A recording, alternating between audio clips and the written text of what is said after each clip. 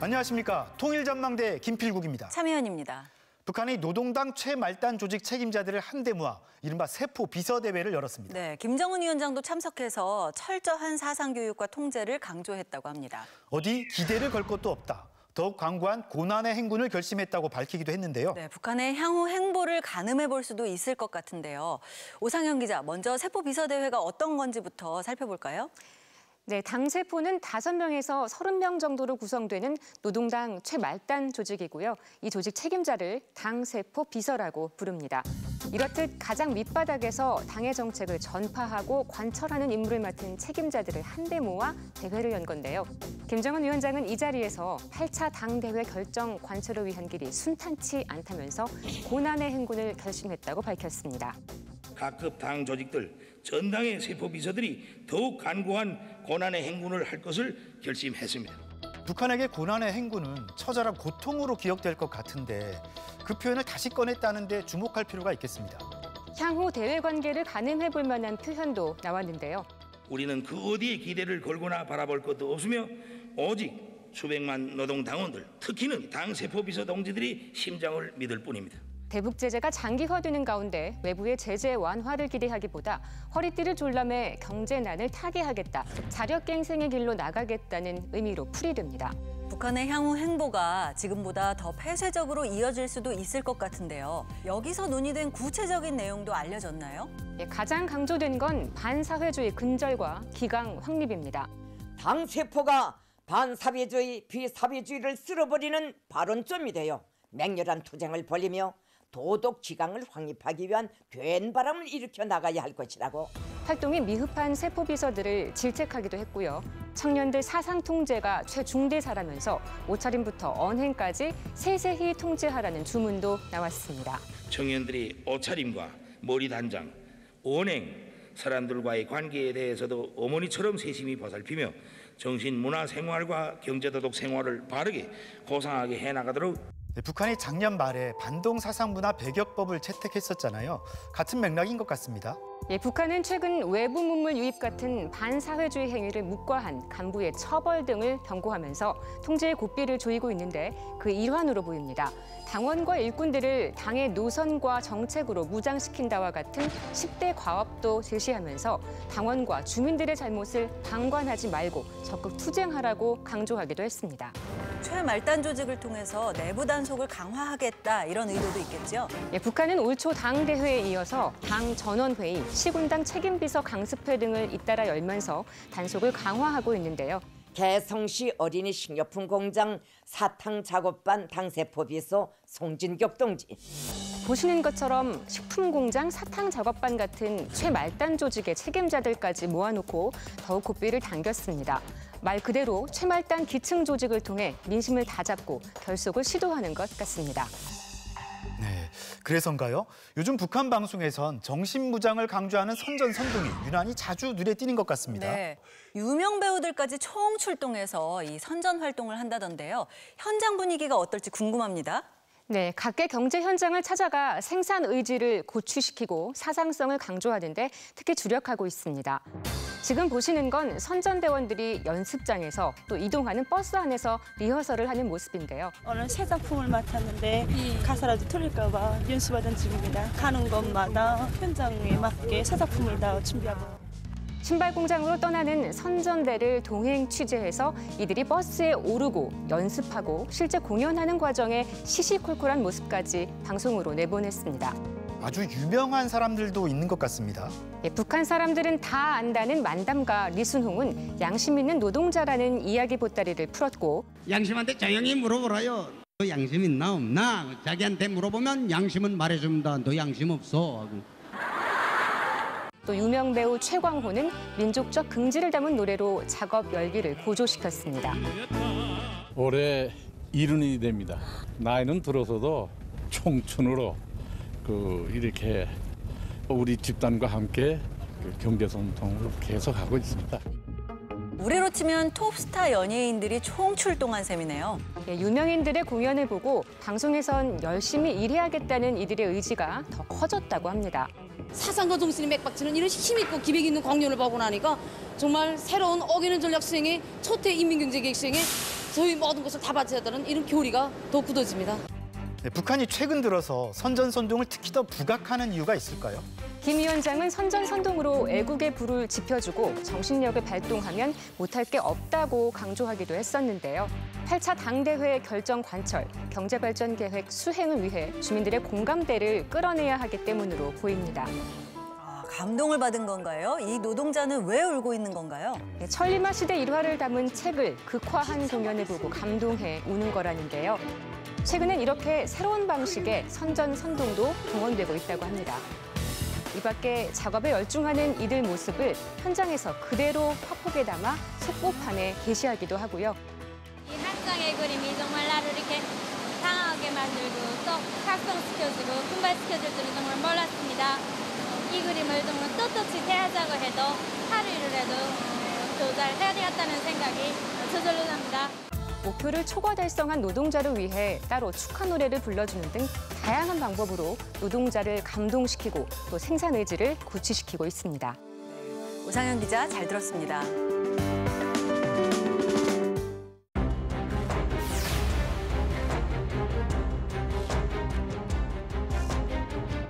최근 북한 주재 외교관이나 유엔 소속 직원들까지 줄줄이 북한을 떠나고 있습니다.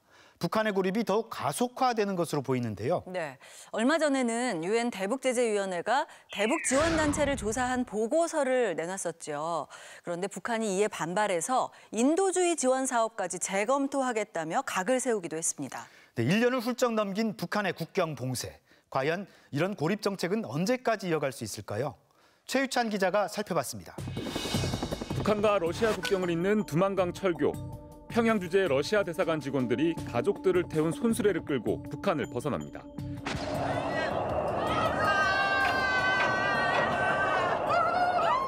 코로나19로 항공과 기찻길까지 모두 막히자 이렇게라도 국경을 넘은 겁니다.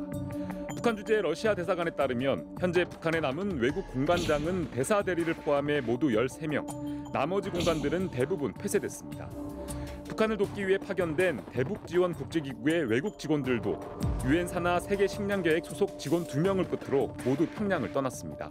UN international staff have traveled home to see their families and they're expected to return to Pyongyang as soon as COVID-19 border-related closures are lifted for UN staff. 북한의 강력한 코로나 봉쇄로 구호단체가 제 역할을 하지 못하는 상황에서 생활 필수품 부족과 건강 문제까지 겹쳐 결국 철수를 결정한 겁니다. 유엔 산하 대북제재위원회는 북한에 상주했던 대북 지원단체와 유엔 기구들을 조사한 보고서에서 작년 1월부터 국제단체의 구호나 감시 활동이 전면 제한됐다고 밝혔습니다. 외국에서 보낸 식량이나 아동용 방한복 등은 북한에 반입조차 되지 못했고 그나마 긴급한 소독용 키트는 국경에서 3개월이나 지체된 뒤에야 북한에 반입될 수 있었다는 겁니다. 무엇보다 영양 실조에 걸린 아동 9만 5천 명이 코로나19로 필요한 치료를 제때 받지 못할 것이라며 우려를 드러냈습니다. 기존의 영양 관련된 그리고 어린이들의 어떤 이런 복지 혜택과 관련된 부분들이 일정한 개선을 가져오는 과정에서 코로나19를 맞닥뜨리니까 좀 더 이게 제 기능을 좀 발휘하기 어렵거나 또는 우려스러운 부분들이 발견됐을 가능성이 있어요. 하지만 북한은 강력 반발하고 나섰습니다. 보건성사나 어린이 영양관리연구소장은 코로나 방역 때문에 영양실조 어린이들이 적절한 치료를 받지 못한다는 보고서에 대해 황당한 날조 자료, 터무니없는 거짓말, 쓰레기라고 격분했습니다. 북한의 이미지에 먹칠을 하는 불순한 적대행위이자 어린이를 정치적 목적에 도용하는 비열한 처사라는 겁니다. 인민 친화적인 정책을 자신들이 굉장히 표방하고 대내외적으로 그걸 선전해 왔는데 사실 이제 어린이들의 이런 영양 상태나 어떤 그 보건복지 상태가 상당히 열악하다라는 이런 내용은 그런 어떤 자신들의 어떤 정치 방식 자체를 상당히 부정하는 얘기가 되기 때문에 상당히 민감할 수밖에 없는 거죠. 북한은 어린이들의 건강과 미래는 자신들이 책임지겠다면서 한 발 더 나아가 유엔 등의 대북 지원 사업이 도움이 되는지에 대한 재검토와 단호한 대응 조치의 필요성까지 언급했습니다. 북한이 이렇게까지 반발의 수위를 높인 이유는 자신들의 어려운 상황을 담은 보고서가 대북 제재의 효과를 입증하는 데 활용될 수도 있기 때문입니다. 대북제재위원회의 그런 식으로 북한의 식량 사정이 굉장히 안 좋고 그래서 영양 실조자가 많이 나오고 있다라고 보고를 한다면은 대북제재위원회는 제재 효과가 충분히 있다라고 판단을 할 수가 있죠. 북한은 국제사회 대북제재가 북한에게 고통을 줘도 그렇게 아주 심각한 타격을 주지 않는다라고 주장을 하고 있는데 북한은 식량 사정이 최악에 빠졌던 1995년부터 25년 넘게 유엔과 남한 등 국제사회에 적지 않은 지원을 받아왔습니다. 북한이 이번에 실제로 국제사회의 대북 지원을 거부할 수 있을까? 이미 지난해부터 코로나를 이유로 대북 지원을 받아오지 않은 만큼 당분간 유엔 등 서방 세계의 지원을 거부할 가능성은 적지 않다는 분석입니다. 북한이 코로나19 때문에 국제사회로부터 뭔가 지원받는 것 자체도 굉장히 꺼리고 있고요. 국제기구가 들어와 있으면 그만큼 북한의 내부 모습이 외부의 내부 정보가 외부에 노출이 되는 그런 부분들도 있으니까 북한으로서는 좀 부담스러운 부분이 있고요. 북한은 최근 대북 제재를 정면 돌파하는 수단으로 자력 갱생을 강도 높게 주문하고 있습니다. 여기에 대북 제재 협조에 자국민을 미국으로 보낸 말레이시아와는 강교를 하는 등 거친 외교 행보를 보이고 있어서 엄포를 실행에 옮길 가능성도 있습니다. 북한이 어려움에도 불구하고 큰 소리를 치는 배경에는 필요하다면 중국등 전통적인 사회주의 우방에 조용한 도움을 받을 수 있다는 계산도 깔려 있는 것으로 보입니다. 국경 지역에서 수출입과 관련된 어떤 준비에 해당되는 어떤 모종의 움직임들이 이제 포착되는 부분들 이런 걸 봤을 때 북한 역시도 최대한 가능한 방역 체계 내에서 중국과의 어떤 협력 또는 중국의 지원 역량을 조금 최대한 수용하는 쪽으로 방향을 조금씩 바꿔가고 있는 부분은 읽혀지거든요. 문제는 북한의 이런 태도가 코로나19 방역 협력 등을 고리로 경색된 남북 관계와 북미 관계를 풀어보려던 우리 정부의 계획에 차질을 줄 수 있다는 점입니다. 인도적인 지원과 관련돼서 미국이나 국제사회에 북한이 끌려가기보다는 국제사회 통큰 지원이 가능하다면 그것을 받지 자잘하게 외부에서 그런 생색내기용 지원이나 지원단체 역할 정도는 만족하지 않겠다는. 우리 어린이들은 우리가 책임지겠다는 북한의 호언에도 불구하고 유니세프 등 국제기구들은 비축 물자가 줄면서 영양 문제에 부정적인 영향을 끼칠 것이라며 안타까워하고 있습니다. 하루라도 빨리 국경 봉쇄를 풀고 국제사회의 도움을 받아야 하지만 코로나와 제재, 북미 관계, 북한 정권의 사정 등 정치의 틈바구니에서 북한의 어린이와 취약계층의 건강이 위기로 몰리고 있습니다. 통일전망대 최유찬입니다.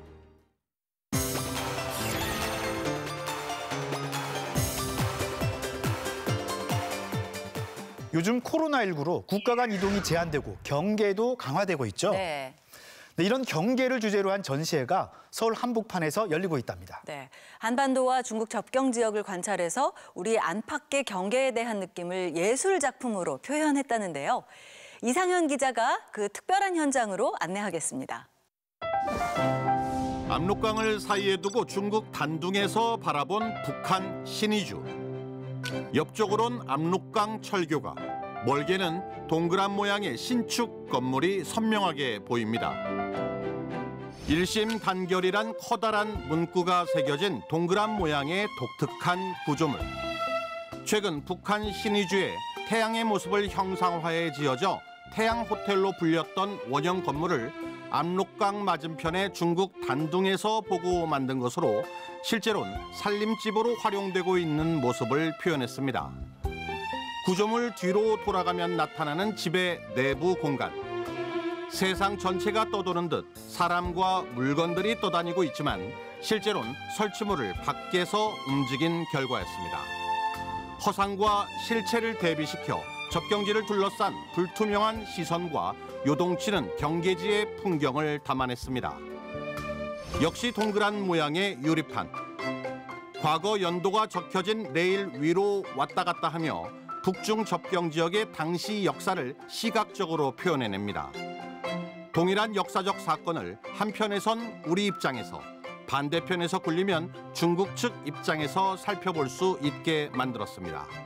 단둥이라는 이제 그 지역이 신의주와 쌍둥이 도시지 않습니까? 그래서 압록강을 가운데 두고서 그 양쪽이 시선이 교차하는 얘기를 하고 싶었던 거였고, 사실 우리가 생각한 경계라는 것도 긴 시간 속에서 보다 보면은 그것이 흐려졌다가 진해졌다가 그다음에 좁아졌다가 넓어질 수 있다는 얘기를 좀 사람들이 경험적으로 체험할 수 있으면 어떨까라는 생각이 들었습니다.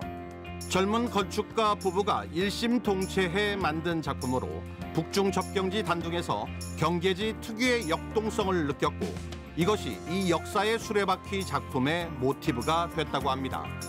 아무래도 그 단둥이랑 신의주 지역이 계속 경계 지역이 있다 보니까 그 변화들이 역동적으로 보기 되게 좋은 장소였어요.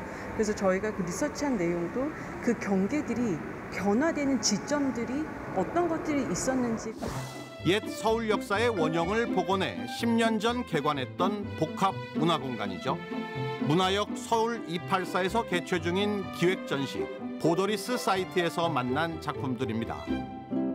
코로나19로 국가 간 또 개인 간의 경계가 강화되고 있는 요즘 과거 어느 곳보다 교류가 활발했던 접경지의 특성을 표현해보자는 취지로 18명의 작가가 함께 단둥 지역을 답사해 만들어낸 결과물입니다. 우선 가자라고 해서 접경 지역이 갖고 있는 특징이 너무 궁금한 거예요. 그리고 단둥에 대해서 여러 가지 정보들을 지금 한국에 있는 전문가분들을 통해서 듣고 나서 한번 가서 우리가 경험해 볼까라고 했을 때 이제 각각의 갖고 계신 베이스가 다 다르시잖아요. 뭐 건축가분도 계시고 디자이너분도 계시고 일반 예술가분도 계셨기 때문에 각각의 다른 소스들로 작품을 그때 구상하신 거죠. 언어가 뒤섞여 있는 단둥의 거리 모습을 통해 융합된 경계지 문화의 의미를 생각해보게 한 이 작품도 현지 답사를 통해 탄생했습니다. 중국 단둥에 있는 간판들을 토대로 만들어진 작품입니다. 보시는 것처럼 한글과 중국어가 혼재되어 있는 모습이 경계지가 갖고 있는 특성을 잘 보여주고 있습니다. 가야금과 하프가 조화를 이루며 견우와 직녀의 설화를 남북 관계에 비유했던 윤희상의 더블 콘체르토를 연주하는 영상. 압록강을 따라 북한을 촬영한 영상에 한 탈북 가족의 탈출기를 음성으로 결합한 뒤 느닷없는 성악가의 외침을 입혀 상상력과 두려움을 촉발시킨 영상. 오랫동안 단둥에서 살았던 한 노인의 확증되지 않은 무용담을 3명의 연극 배우가 나름대로 읽어내 진실과 허구 그리고 믿음에 관한 이야기를 풀어내고자 한 작품 등 이번 전시엔 이렇게 영상을 활용한 설치 미술이 줄을 이뤘습니다. 원래의 대상을 전혀 모르는 상황에서 배우들이 각자 이해를 해야 되거든요. 그래서 이제 배우들이 어떻게 이해를 하고 어떻게 받아들이고 어떻게 수용을 하냐에 따라서 이제 전혀 다른 인물들이 되는 거죠. 근데 사실 한 인물인데 이 배우들을 통해서 여러 인물들이 이제 표출이 되는 거죠. 어둡고 조그마한 공간에 들어가면 유리에 비친 모습을 마주하게 되는 나.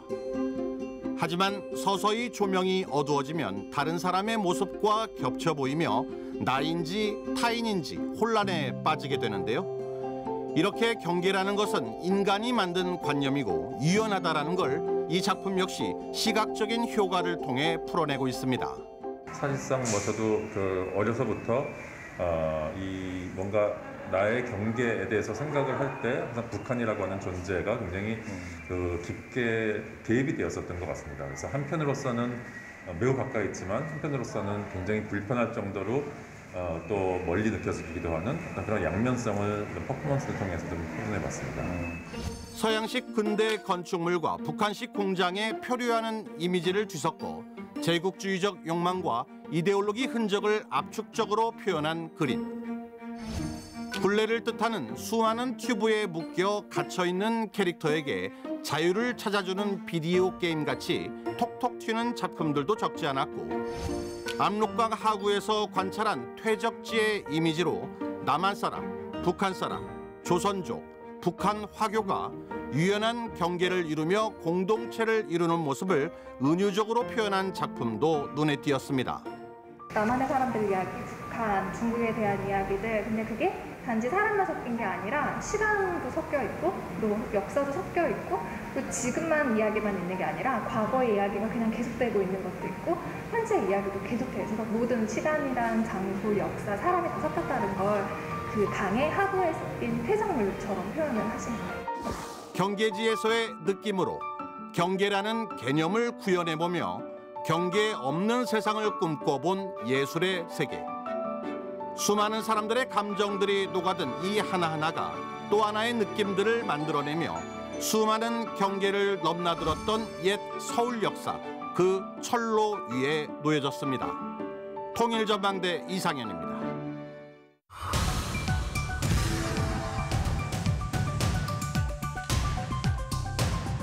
네, 지난 시간에 북한이 대대적으로 평양 살림집 건설에 나서고 있는 이유를 잠깐 살펴봤는데요. 네, 극심한 경제난 속에서 북한은 과연 이 살림집 건설을 어떻게 할까요? 오늘 알아보겠습니다. 함께 하실 두 분 모셨습니다. 어서 오세요. 안녕하세요. 안녕하세요.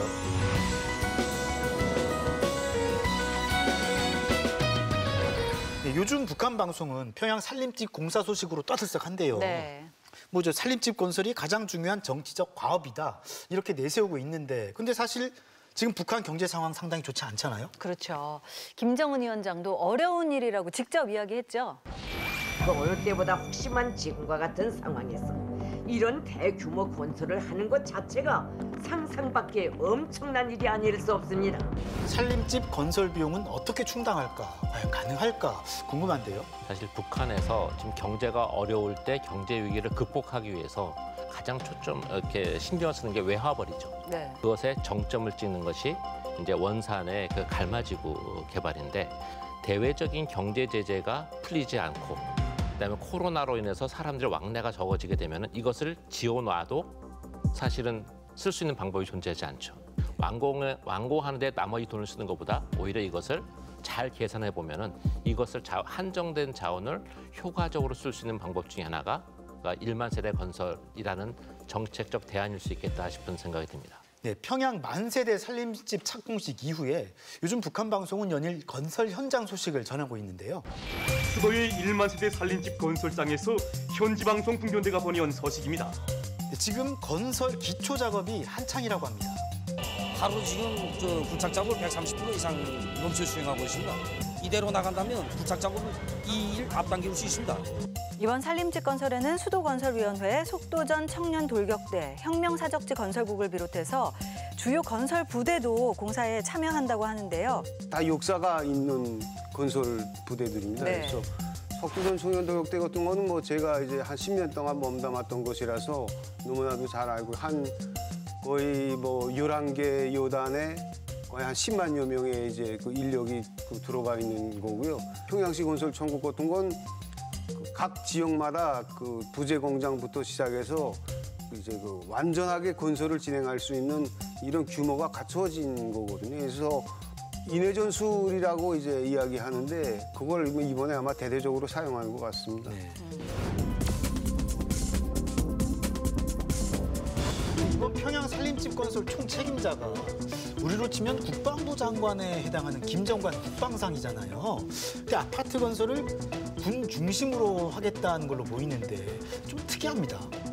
우리가 봤을 때는 특이한데 북한에서는 그렇게 이상한 일은 아닙니다. 그래서 전투력 측면에서 그냥 이제 살림집 건설을 저거하고 싸우는 것처럼 이제 하거든요. 사실 우리나라도 50년대 말 60년대 초까지만 하더라도 이 공병대 역할이 굉장히 중요했거든요. 그 이유는 뭐냐면 조직을 부리기에 굉장히 좋고요. 우리나라의 군의 공병대는 어느 건설회사보다도 장비가 굉장히 훌륭했습니다. 그래서 1950년대 말에서 60년대 초까지 서울 시내에 있는 을주롭이나 상가주택 같은 것들 그런 것들은 전부 대부분 군이 많이 동원된 경우가 굉장히 많았습니다. 우리나라에서는 이제 인건비도 전체 공사비에서 큰 비중을 차지하잖아요. 그렇죠. 근데 북한 같은 경우는 이제 군대도 많이 투입이 되고 그러면 인건비 걱정은 없겠습니다. 근데 지금 북에서는 인건비 그 비중이 부담이 별로 없기도 하고 사실은 좀 아이러니한 건데요. 1960년대까지만 하더라도 북에서의 그 건설 현장의 구호는 공업화 기계화였습니다. 이제 그 산업이 제대로 돌아가지 않으니까 이제 산업화, 그 건설 부분의 산업화가 오히려 지금 굉장히 낙후돼 있고 그러다 보니까 그 낙후된 부분을 이제 사람이 채우고 있는 거죠. 조충희 씨 아까 속도전 청년 돌격대에 계셨다고 그렇게 말씀하신 걸 보면 이 아파트 건설에도 참여하신 적 있으세요? 네, 그 속도전 청년 돌격대 있을 때는 이제 광복거리 건설에 아파트 건설 참가했고요. 대학생 때는 터울거리 참가했습니다. 또 어떤 일을 하셨어요, 거기서? 다 했죠. 뭐 미장도 하고 그다음에 철근 조립도 하고 걸저 미장은 세우고. 특별히 좀 잘하셔서 하신 겁니까? 아니면 어떻게? 아니에요. 다 해야 돼요. 배우나요? 배워야 그렇죠. 하는 거 일하면서 이제 좀 맞으면서도 배우고 그렇게 하죠. 예. 조충희 씨는 그렇게 그 아파트 건설 현장에서 가장 힘드셨던 건 어떤 겁니까? 아, 예. 아마도 이제 배 거푼 게 제일 힘들었던 것 같아요. 그래서 어떤 때는 이제 그 식사를 운반해다 줘요. 주먹밥 만들어가지고 물하고 같이 이제 운반해다 주면 그거 한 동이씩 먹고 막 11시, 12시까지 이제 연장 작업을 해야 되는데 그때가 제일 힘들었던 것 같아요. 군인을 비롯해서 청년들 또 학생들까지 대규모로 동원되는데 그러면 그들에게 돌아가는 몫은 뭐가 될까요? 보통은 이제 훈장, 표창장 뭐 이런 거 줍니다. 그 다음에는 이제 입당.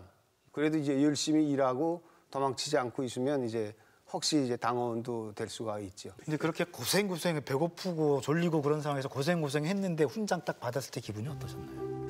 뭐라고 할까요? 그러니까 훈장 받을 때에는 이제 괜찮은데 받고 돌아오면 이제 허전하죠. 그러니까 이제 훈장 받을 때 훈장 수여식 때 꼭 뒤풀이 하거든요. 그러니까 훈장보다는 그 뒤풀이가 이제 더 좋죠. 네.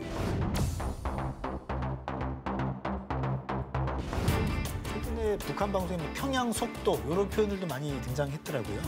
지금 평양시 1만 세대 살림집 건설장에서는 새로운 평양 속도 건설시나 창조의 불길이 세차게 타오르고 있습니다.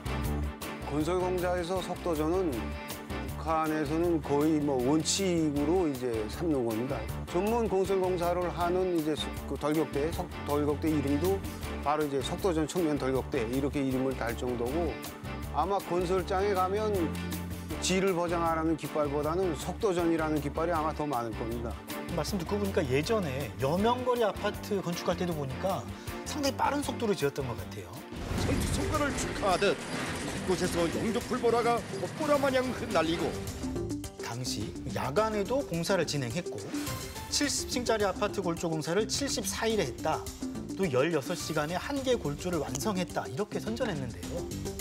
북한의 건설 현장이 굉장히 빠른 속도로 지어지는 것들이 많은 부분은 공장에서 벽체나 기둥이나 보호 같은 것들을 생산해서 현장에서는 조립을 합니다.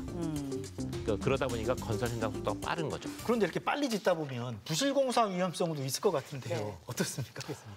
부실공사 위험성은 항상 있죠. 그리고 특히 북한에서도 20층 가까이 되는 아파트가 무너진 적도 있고요. 북한 평양 시내 한가운데서 23층짜리 고층 아파트가 무너져 내려 인명피해가 많이 난 것으로 보입니다. 평촌구역에 이제 23층 아파트 붕괴가 이제 굉장히 중요한 사건인데 그때 우리 언론은 아파트 붕괴 사건보다도 책임자가 주민들한테 이제 사죄하는 장면이 있거든요. 네. 이게 이제 너무 신기해가지고 그쪽으로 더 이제 관심이 많이 쏠렸대는데 사죄를 하는 정도면 엄청난 이제 피해가 있었다는 걸 이제 의미하는 것이죠. 저 아파트가 붕괴된 그 이유가 걸저에 세멘트가 적게 들어가서 그러니까 이제 애들이 일하다가 세멘트를 공급받으면 창고에서 이제 양동에다 하나씩 담아가지고 나가서 두부도 바꿔먹고 막 이러거든요. 그리고 이제 철근도 팔아먹고 뭐 2대 석대 깔아야 될 거 이제 1~2대 깔아가지고 집을 짓다 보니까 저런 현상이 일어납니다. 네. 근데 북한에서 이 부실공사의 실상을 다룬 영화가 있었습니다. 꽤 오래전 영화라 흑백 화면인데 한번 함께 보시죠. 지배인 동지, 3호동 완성 작업이 시간이 좀 걸리는군요. 시간이 좀 가더라도 질 놓쳐서는 안 돼요. 질. 이 문제만은 절대로 양보해서는 안 돼. 예. 지금 책임자가 아파트 질을 보장하라. 한마디로 잘 지어라고 단단히 이러는데요. 그 우층에 골탄을 적게 깔았군. 뭐니 해도 물 새는 아파트에서 사는 것처럼 고통스러운 게 있는 줄 알아? 이걸 몽땅 까고 여기다 골탄을 두툼하게 다시 깔아야겠어. 아니, 그런데 자재가... 골탄 말이지? 4호동 걸 가져다 쓰시. 다른 아파트에 쓰일 자재까지 가져다가 쓰는데요. 이유가 뭘까요? 바로 자신이 입주할 아파트이기 때문입니다. 노란색 빈기가 모자라서. 아니, 왜 꾸물거려? 워낙 나무가 굳어나서 나사못이 잘 들어가지 않습니다. 아이, 규격이 맞질 않아서. 규격이 상관있어? 꼭지에서 물이 나오면 되는 것이. 그런데 부실공사로 여기저기 문제가 생긴 4호동 아파트. 결국에는 지배인동, 저 3호동을 제철소 건설자들에게 주고 이 4호동은 동문회가 가지는 것이 응당할 것 같소. 네, 지배인이 지금 잔머리를 쓰다가 결국 부실공사한 집에서 살게 됐는데요. 부실공사가 이뤄지는 이유 뭐 여러 가지가 있겠죠. 사실은 이제 부실공사의 가장 한 것은 뭐 자재 부족한다든지 자기 욕심이 과하다든지 그런 이제 복합적인 걸 텐데 아마 저것이 영화로까지 나왔다라는 얘기는 저 부분은 충분히 사회적으로 저거 고쳐야 될 병폐이기 때문에도 그럴 거고 그리고 저게 대외적으로 노출된다는 얘기는 충분히 저 문제는 자기들이 컨트롤할 수 있는 범위 내에 있다라는 것을 의미할 것 같습니다. 네. 이제 뭐 아파트가 들어서고 도시가 개발이 되면 그 주민들한테 참 많은 영향을 미치게 되잖아요. 평양 주민들 삶에도 이제 많은 좀 변화가 있을까요?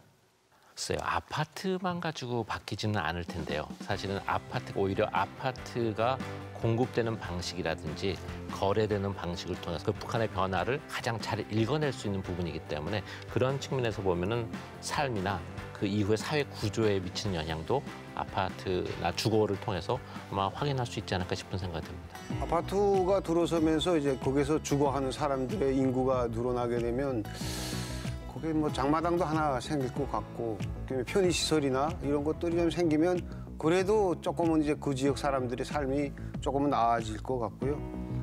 저 자재, 저 열정 가지고 지방에다가 이제 좀 저런 것들을 좀 지어주면 그 지방 주민들의 삶이 좀 더 나아지지 않겠나 하는 생각도 이제 해봤습니다. 네. 남북한 주민 모두 집 걱정 없이 사는 날이 왔으면 좋겠습니다. 네, 두 분 오늘 도움 말씀 고맙습니다. 감사합니다.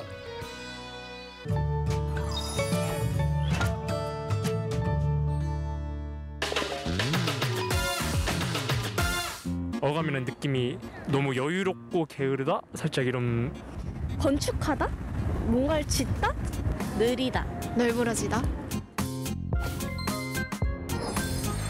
북한말 거느직하다는 긴장이 풀린 상태에 있다라는 뜻입니다. 북한의 문학작품에는 거느직한 기분에 잠겨 강변을 거닐다와 같은 표현이 나옵니다. 너무 죽죽하다 이런 느낌이 더 떠올랐던 것 같아요. 게으른 느낌이 좀 드는 것 같아요.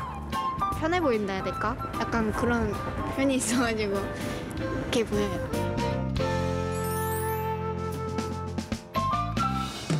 코로나19 확진자 수가 무섭게 늘어나고 있습니다. 조만간 4차 대유행이 시작되는 게 아니냐는 우려의 목소리가 커지고 있죠. 네, 불필요한 외출은 되도록 자제하고 방역에 더 신경 써야겠습니다. 통일전망대 다음 주도 알찬 내용으로 찾아오겠습니다. 고맙습니다.